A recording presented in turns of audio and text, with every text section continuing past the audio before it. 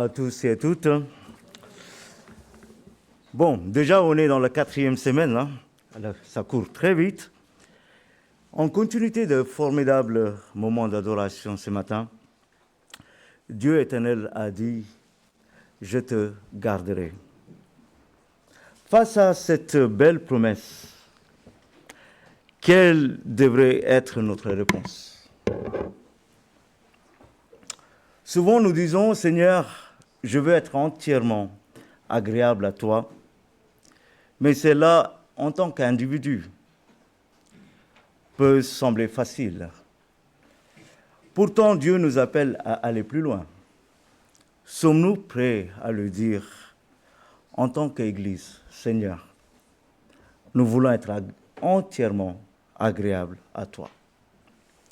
Oui, frères et sœurs, il est parfois plus simple de prendre les responsabilités seul. Mais en tant que père ou mère de famille ou chef d'entreprise, c'est plus difficile car cela ne dépend pas seulement des efforts d'une personne, mais de plusieurs. Cela exige l'effort, la patience, la persévérance de chaque individu. On le voit dans une équipe de football, pour attirer les jeunes, ou dans tout autre jeu collectif, il faut que chaque personne travaille pour l'unité de l'équipe. Si le passeur pense pourquoi je lui passer le ballon pour que lui il marque et reçoit toute la gloire, alors cette équipe ne réussira pas. Être entièrement agréable à lui est tiré de Colossiens, le premier chapitre, le 10e verset. Je vais lire Colossiens, premier chapitre, verset 10. Pour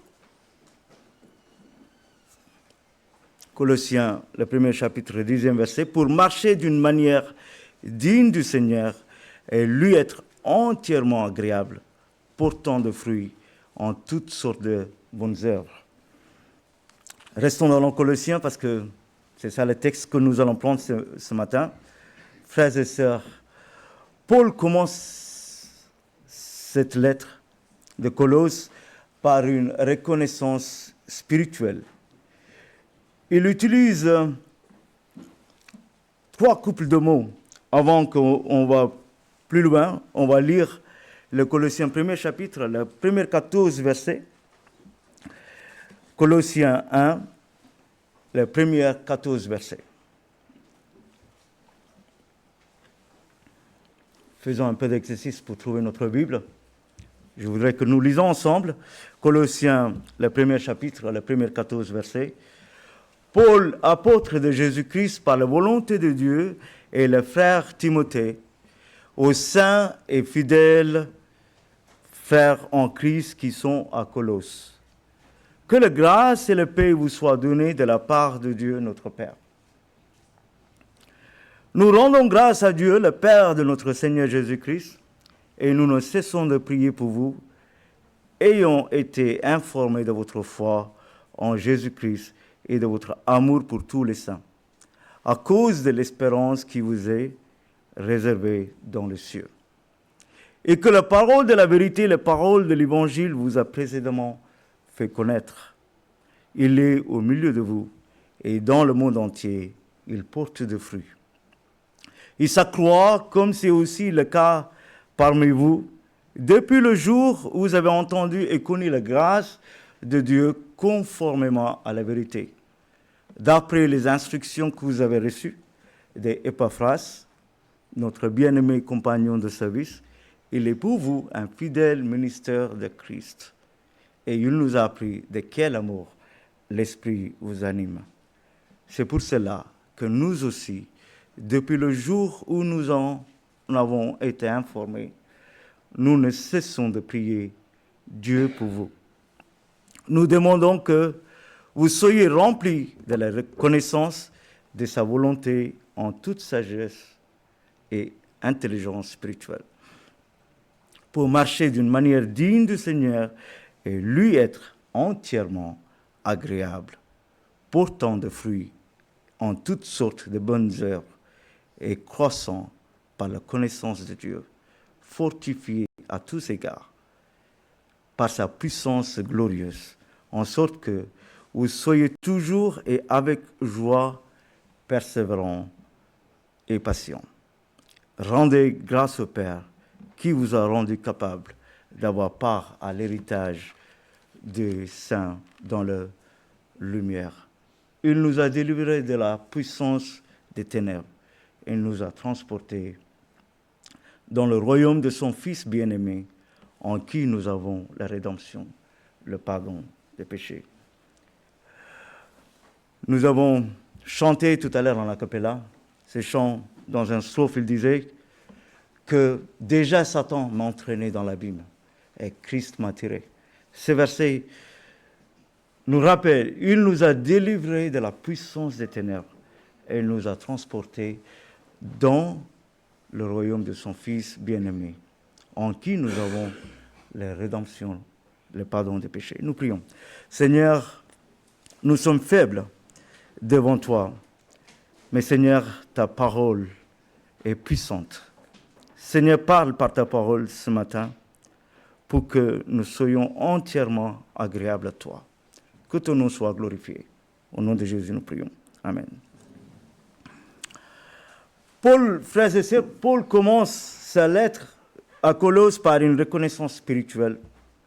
Il utilise 3 couples de mots, nous avons vu, qui dressent le portrait d'une église agréable à Dieu. Le premier couple de mots, c'est saint et fidèle. Saint par position en Christ. Nous ne sommes pas saints à cause de nous, nos efforts, mais par Christ. Fidèles dans leur marche quotidienne. Et nous, est-ce que nous serons fidèles? Parce que nous sommes gardés par lui. Sa fidélité prime devant nous. Le deuxième couple de mots, c'est grâce et paix. La grâce est la source, la paix étant le fruit. Le troisième couple de mots, c'est foi et amour. Foi envers Christ et amour envers les frères et sœurs. Cette fondation prépare notre cœur à comprendre ce qui rend une Église entièrement agréable à Dieu. Aujourd'hui, Paul nous montre 4 traits essentiels, 4 marques visibles. Frères et sœurs, cherchons à plaire Dieu en imitant l'Église de Colosse. Nous allons voir par 4 marques de cette Église. La première marque, c'est une Église animée. Le deuxième, c'est une Église fondée. Le troisième, c'est une Église enseignée. Et le quatrième, c'est une Église intercédée. Paul nous montre dans ce passage ces 4 marques visibles d'une Église locale qui plaît réellement à Dieu. C'est une Église animée, le premier point. Nous lisons dans Colossiens 1er chapitre, les versets 3 et 4. Colossiens 1er chapitre, les versets 3 et 4. Nous rendons grâce à Dieu, le Père de notre Seigneur Jésus-Christ, et nous ne cessons de prier pour vous, ayant été informés de votre foi en Jésus-Christ et de votre amour pour tous les saints. La foi en Jésus-Christ est le fondement de tout. Une Église ne peut pas exister sans la foi en Jésus-Christ. Sans croire dans les divinités de Christ, sans comprendre la Trinité. Plusieurs années après la naissance de l'Église, cette Colosse, une hérésie dangereuse l'a menacée. Le gnotisme. Dieu est bon, ils disent, mais la matière serait mauvaise. Jésus-Christ est inférieur à Dieu. La foi en Jésus-Christ est plus importante pour une église. Je vous rappelle ce point, c'est une église animée. Pour bien comprendre et imaginer ceci, dans l'Ancien Testament, Dieu a formé le corps de l'homme à partir de la poussière. Mais ce corps reste inerte jusqu'à ce que Dieu y souffle. Le souffle de vie, Genèse 2,7. De la même manière, une église peut avoir un bâtiment, des programmes, des activités. Mais sans la foi en Christ et l'amour pour les saints, elle reste spirituellement inanimée. La foi et l'amour sont les signes visibles de la vie spirituelle. Une église animée et vivante. C'est une église qui respire par la parole et se manifeste dans l'amour concret. Si nous prenons l'application pratique, cultivons la foi personnelle et collective dans Christ. Démontrons l'amour envers tous les saints, les frères et sœurs. Évaluez l'Église non par les programmes, mais par la vie spirituelle de l'Église. L'amour pour tous les saints, qu'est-ce que c'est l'amour? Qu'est-ce que c'est l'amour chrétien? Aller simplement pour dire bonjour aux membres de l'Église? Ou demander comment on va le faire ou sœurs? Est-ce que côtoyer le membre uniquement le dimanche, pendant 2 heures, parfois 1 heure ou 1 heure et demie? Imaginez comment nous nous présenterons ou nous nous identifierons devant notre Père, devant son trône. Ah, je vous ai vu quelque part. Et vous êtes, on est couvert de honte si vous ne connaissez pas dans l'éternité. Comment connaître? Ce n'est pas avec un simple bonjour nous allons nous connaître là-bas. Chers frères et sœurs, je ne peux pas dire au Seigneur, je remplis la moitié de ton commandement, je t'aimais de tout mon cœur et je respectais mes frères et sœurs. Non, l'amour chrétien est plus que cela. L'amour est le lien de perfection. Lisons dans Colossiens même, 3e chapitre, 12 à 15, Colossiens 3e chapitre, 12 à 15.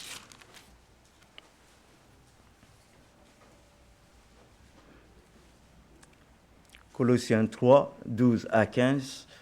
Ainsi donc, comme des élus de Dieu, saints et bien-aimés, revêtez-vous de sentiments de compassion, de bonté, d'humilité, de douceur, de patience.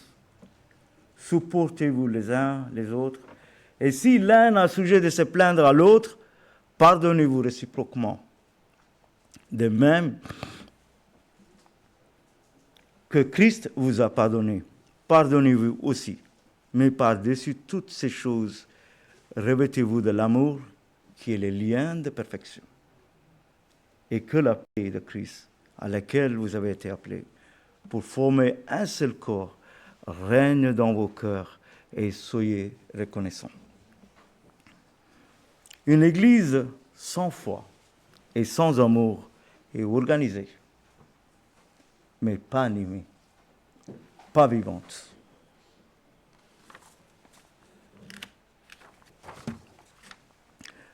Nous arrivons au deuxième point, c'est une église fondée sur l'évangile.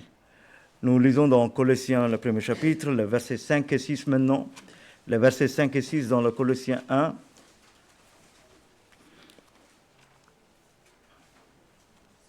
À cause de l'espérance qui vous est réservée dans le ciel, et que la parole de la vérité, la parole de l'évangile vous a précédemment fait connaître. Il est au milieu de vous et dans le monde entier. Il porte des fruits et il s'accroît comme c'est aussi le cas parmi vous, depuis le jour où vous avez entendu et connu la grâce de Dieu conformément à la vérité. L'Évangile est le fondement permanent de la vie de l'Église. Ce n'est pas simplement un message d'entrée dans la foi, mais c'est la base sur laquelle nous respirons ou nous reposons. Dans l'application pratique, prioriser l'Évangile sur le programme et les activités. S'assurer que chaque ministère découle de Christ et de sa croix. Vérifier la croissance spirituelle réellement, pas seulement numérique. Ce n'est pas combien nous sommes là ce matin et combien vraiment nous l'avons adoré et nous l'avons suivi. Question, l'Évangile est-il vraiment le fondement de notre Église? Est-ce que nous respirons l'Évangile? Certaines églises respirent de l'argent, décors, bâtiments, confort, si la croix de Christ n'est pas prêchée. Tout est vain. Si les pasteurs de ces églises sont vus comme les stars, ce n'est pas l'Église qui a Christ comme tête. C'est une organisation culturelle ou un passe-temps.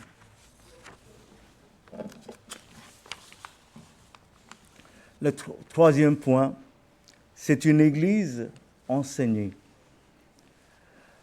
par des serviteurs fidèles. Nous allons voir dans Colossiens, premier chapitre encore, les versets 7 et 8. Les versets 7 et 8. D'après les instructions que vous avez reçues d'Épaphras, notre bien-aimé compagnon de service, il est pour vous un fidèle ministère de Christ. Et il nous a appris de quel amour l'Esprit vous anime. Le fondateur de cette église n'était pas apôtre Paul, qui n'avait jamais mis le pied dans cette ville, mais Épaphras. Nous pouvons voir dans Éphésiens 2, le premier verset, je crois, d'où on pense qu'il n'a pas fondateur. Je veux en effet que vous sachiez combien est grand le combat que je soutiens pour vous et pour ceux qui sont à Laodicée et pour tous ceux qui n'ont pas vu mon visage. Mais c'est Épaphras qui a fondé cette église et c'est lui qui a investi lors de ses jours à Éphèse et qui avait dû rapporter l'évangile à Colosse, enseigner cette église. Dieu fait grandir son église par des serviteurs fidèles, pas par des initiatives dispersées. L'enseignement saint protège, structure et affermit notre foi et dans notre conduite. Dans l'application pratique, recevoir fidèlement l'enseignement biblique, valoriser les serviteurs expérimentés et fidèles, c'est garder des enseignements contradictoires ou superficiels. Question, sommes-nous prêts à être enseignés, corrigés et affermis par la parole? Nous arrivons à la quatrième point, une église intercédée par la prière des serviteurs de Dieu. Lisons dans le premier chapitre, les versets 9 à 14 maintenant. Colossiens, premier chapitre, les versets 9 à 14. C'est pour cela que nous aussi, depuis le jour où nous en avons été informés, nous ne cessons de prier Dieu pour vous. Nous demandons que vous soyez remplis de la connaissance de sa volonté en toute sagesse et intelligence spirituelle pour marcher d'une manière digne du Seigneur et lui être entièrement agréable, portant des fruits en toutes sortes de bonnes œuvres et croissant par la connaissance de Dieu. Fortifié à tous égards par sa puissance glorieuse, en sorte que vous soyez toujours et avec joie, persévérants et patients. Rendez grâce au Père qui vous a rendu capable d'avoir part de l'héritage des saints dans la lumière. Et il nous a délivrés de la puissance des ténèbres et il nous a transportés dans le royaume de son Fils bien-aimé, en qui nous avons la rédemption et la paix. Paul nous montre que nous pouvons prier pour une église pour deux raisons principales. La raison principale numéro 1, c'est parce qu'elle est encourageante et vivante. Une église qui marche avec le Seigneur, animée par la foi et l'amour, fondée sur l'évangile et enseignée dans la vérité, attire naturellement l'intercession de ses serviteurs. Elle est formidable. Elle rend la prière joyeuse et confiante. Dans le deuxième point, parce qu'elle est en difficulté et en besoin de prière. Une église qui est faible ou en crise suscite la prière aussi pour sa correction et pour sa croissance. Dans ces cas, l'intercession est motivée par le besoin, la dépendance et la protection.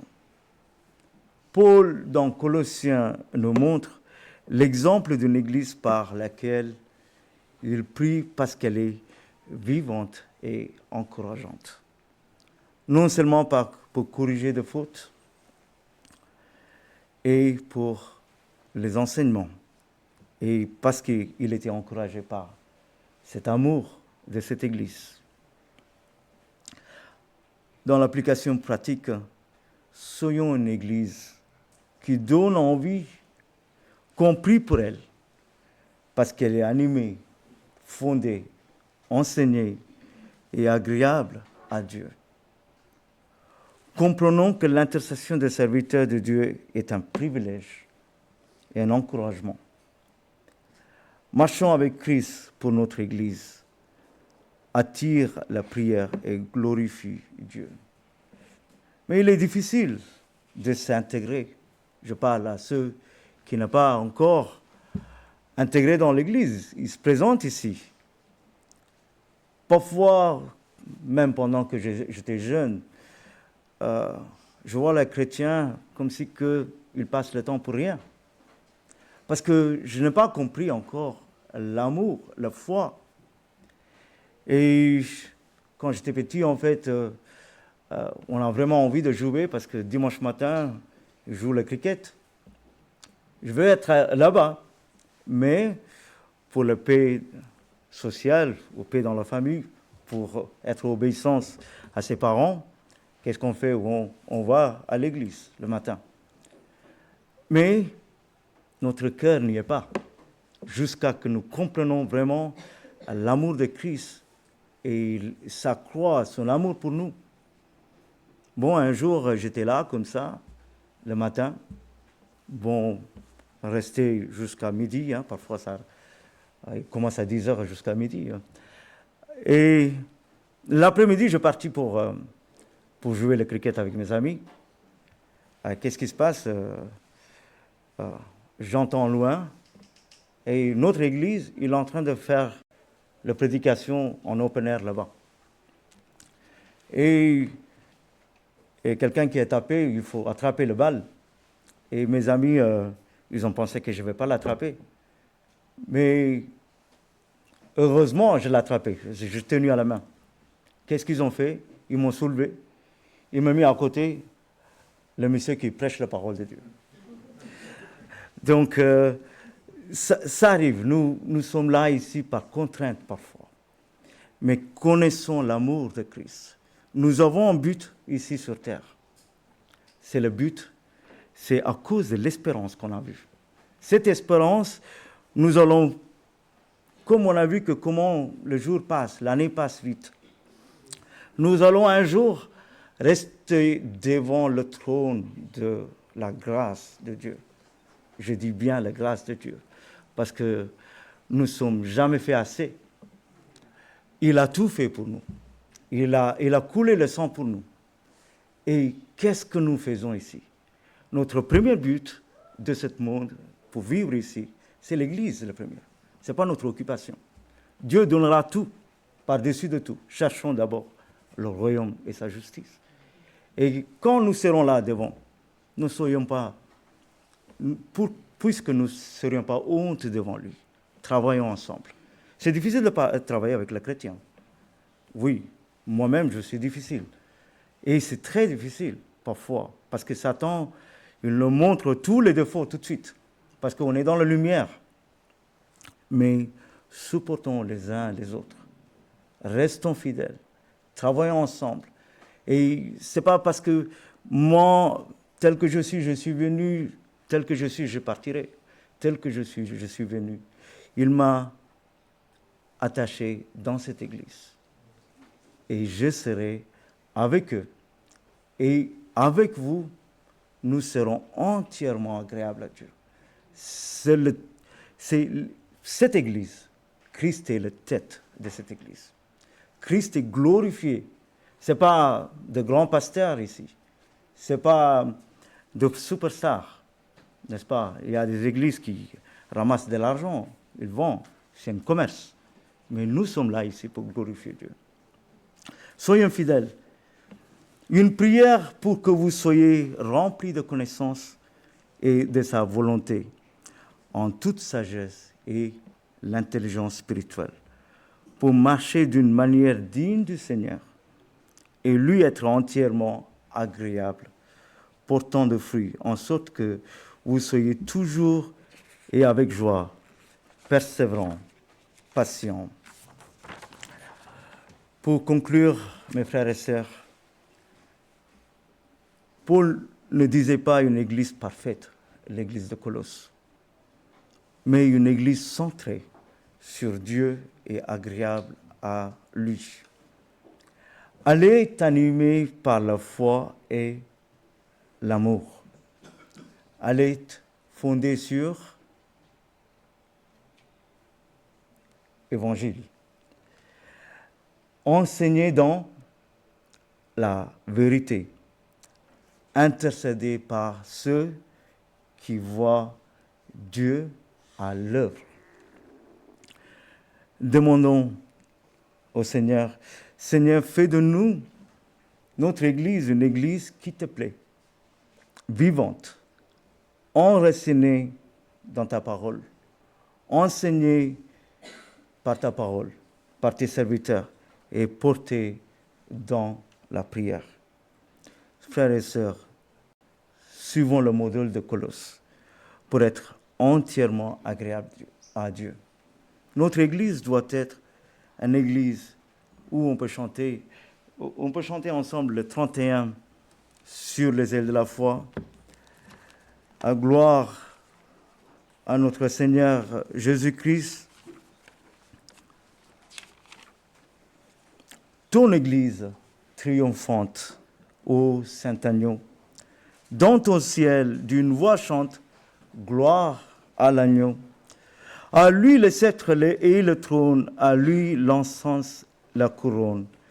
Que ce chant toujours résonne, gloire à l'agneau.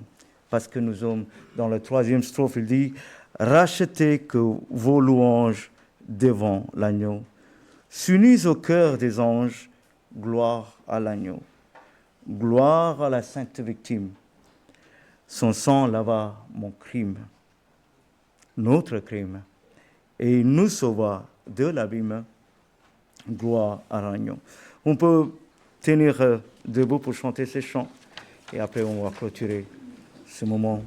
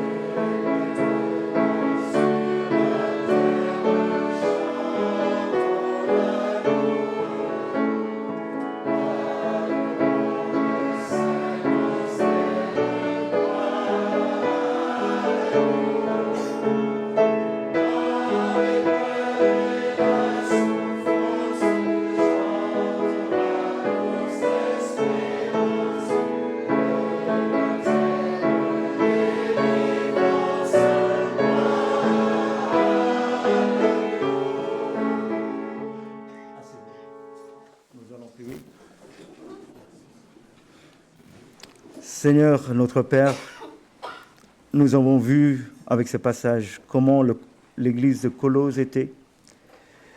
Seigneur, comment ils sont fortifiés devant toutes les hérésies, devant toutes les sectes.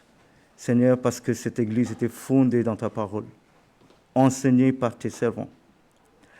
Seigneur, nous sommes là ce matin encouragés par cette église. Seigneur, fais de nous une église entièrement agréable à toi. Seigneur, nous n'allons pas venir par individuel.